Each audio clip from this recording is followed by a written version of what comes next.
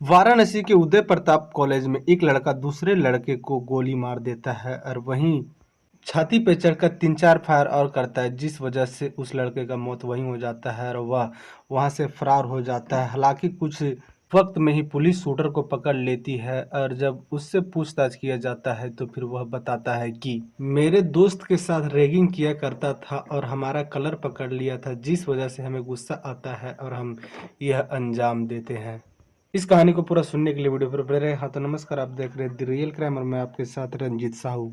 UP के गाजियाबाद में रहने वाला सूर्य प्रताप सिंह, उम्र 21 वर्ष, वह कॉलेज में पढ़ाई किया करता था वाराणसी के उदय प्रताप कॉलेज में और बीएससी का सेकेंड ईयर का स्टूडेंट था और 20 मार्च 2026 का एग्जाम था उसका और वह एग्जाम देने के लिए गया हुआ था। 11 बजे का वक्त था। एक लड़का एक पल्सर बाइक से आता है और कॉलेज के बाहर बाइक खड़ा करता है और वह कॉलेज के अंदर चला जाता है और अंदर जाने के बाद वही बीएससी का सेकेंड ईयर का स्टूडेंट के पास जाता है, सूर्य प्रताप सिंह के पास जाता है और उसके ऊपर एक गोली चला देता है। फिर सूर्य प्रताप सिंह जमीन पे गिर जाता है और उसके छाती पे चढ़कर करीबन 3-4 गोली चला देता है।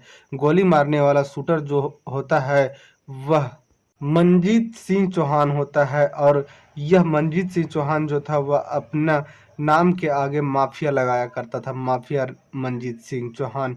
यह भी वही कॉलेज का स्टूडेंट था, लेकिन बात ऐसा था कि जो सूर्य प्रताप सिंह था जिसको गोली लगा था वह अपने से जूनियर बच्चों के साथ रैगिंग किया करता था और यह बात पता चलता है मंजीत सिंह चौहान का को। तो दोनों में थोड़ा बहुत झड़प होता है। उसके बाद कॉलेज के प्रिंसिपल दोनों के समझौता के लिए कॉलेज के ऑफिस बुलाते हैं और ऑफिस में जब प्रिंसिपल के द्वारा पूछताछ किया जाता है तो वहीं जो सूर्य प्रताप होता है वह कोई बात पर मंजीत सिंह चौहान का कलर पकड़ लेता है, जिस वजह से मंजीत सिंह को काफ़ी ज़्यादा गुस्सा आता है। मंजीत सिंह तो वहां से चला जाता है, लेकिन गुस्सा का आग उसके अंदर जल रहा था और वह मौका का इंतजार कर रहा था और उससे बर्दाश्त नहीं हो रहा था और वह 20 मार्च को कॉलेज के अंदर जाता है, अपना गाड़ी बाहर खड़ा करके। 11 बजे का वक्त हो रहा था और सूर्य प्रताप सिंह पर एक गोली चलाता है। जब वह जमीन पे गिर जाता है तो 3-4 गोली चलाने के बाद उसे लगता है कि अब मेन गेट से जाएंगे तो पकड़े जाएंगे और हमें काफ़ी ज़्यादा पिटाई हो जाएगा, इसलिए दीवार को फांग जाता है।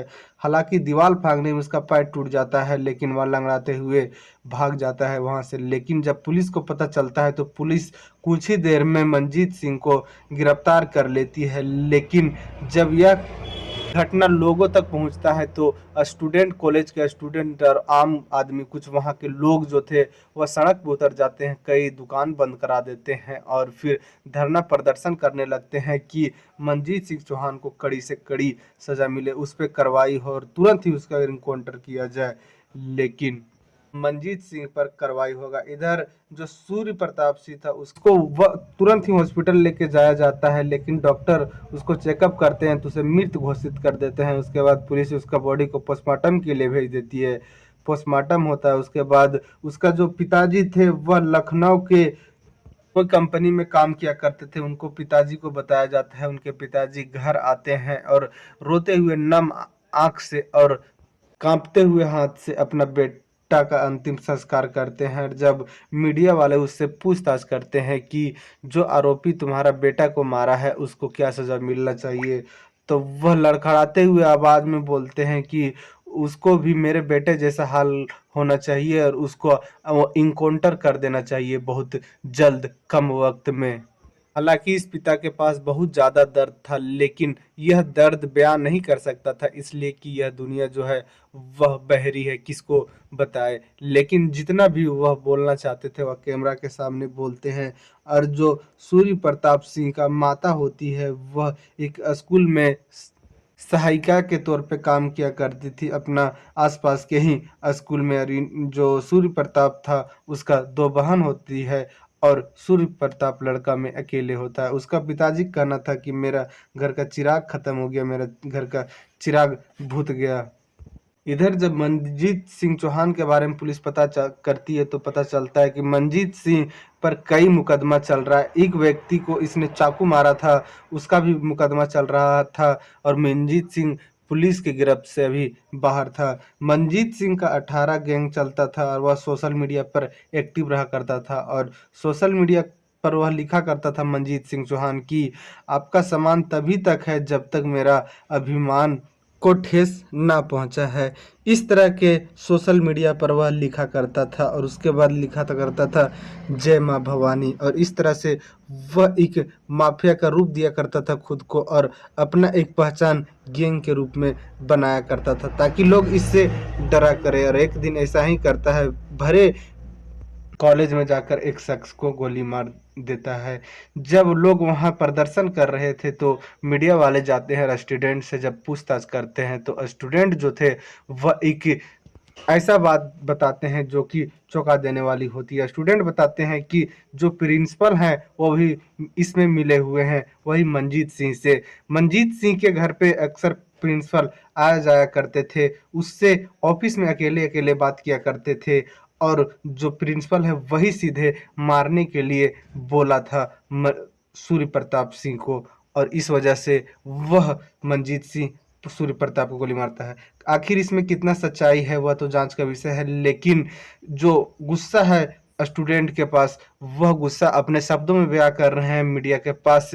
लेकिन एक सवाल ये भी है कि जब कोई कॉलेज में एग्जाम चल रहा होता है तो वहां पर आदमी अगर चिट चुटका लेके जाता है तो पकड़ा जाता है, लेकिन एक व्यक्ति बंदूक लेकर कॉलेज घुस जाता है लेकिन किसी को कुछ भी पता नहीं होता है। उस दिन तो वहां सिक्योरिटी गार्ड लगा होगा, कई तरह के और भी व्यक्ति खड़ा होंगे, लेकिन ये सब मंजीत सिंह को भाप नहीं पाए, इसका गुस्सा को नहीं भाप पाए, इसके पास जो पिस्टल था उसको नहीं भाप पाए। इतना कुछ होते हुए भी मंजीत सिंह अंदर कैसे घुस जाता है, यह बात बड़ा सवाल है।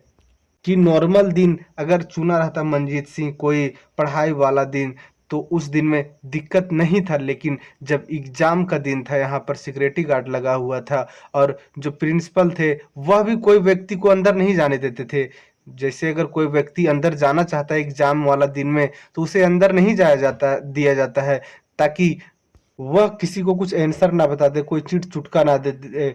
लेकिन मंजीत सिंह को खुलेआम कैसे जाने दिया जाता है, उसको कोई रोक टोक क्यों नहीं किया जाता है, उसको रोका क्यों नहीं जाता है? अगर रोका जाता तो वह जो उसका मौत हुआ सूर्य प्रताप सिंह का उसका नहीं होता। और यह भी बताया जाता है कि जब सूर्य प्रताप को पहला गोली मारा गया तो वह जमीन पर गिर जाता है, फिर मंजीत सिंह उसके सीने पर चढ़कर 3-4 गोली चला देता है।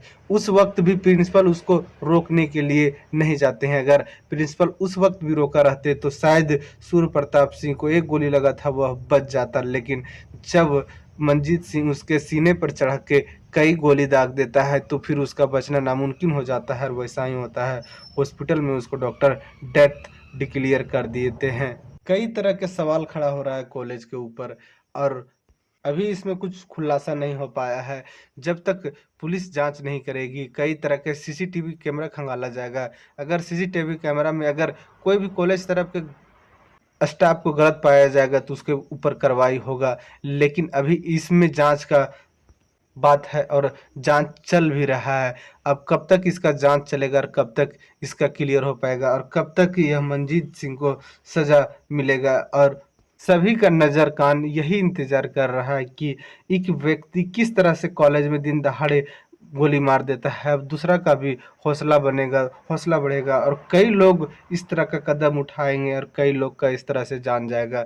लेकिन इसको रोकने के लिए यहीं पर एक निर्णय बहुत ज़रूरी है कि कॉलेज के बाहर भी अब चेकअप चलना चाहिए कि स्टूडेंट के हाथ में पेन है या बंदूक, इसलिए कि अभी जिस तरह से रैगिंग बढ़ गया है और जिस तरह से लोगों में गुस्सा बन गया है कि अगर कोई बात पे दूसरे पक्ष को जान से मार देना है, अगर कॉलेज में इस तरह का जांच नहीं होगा कि यह पेन लेके जा रहा है कि बंदूक, तो इस तरह के मामला आते रहेंगे। लेकिन सबूत के तौर पे जो मंजीत सिंह था वह भागते वक्त अपना बंदूक जो था वह कचरा में फेंक देता है, सबूत के तौर पे बंदूक बरामद कर लिया जाता है।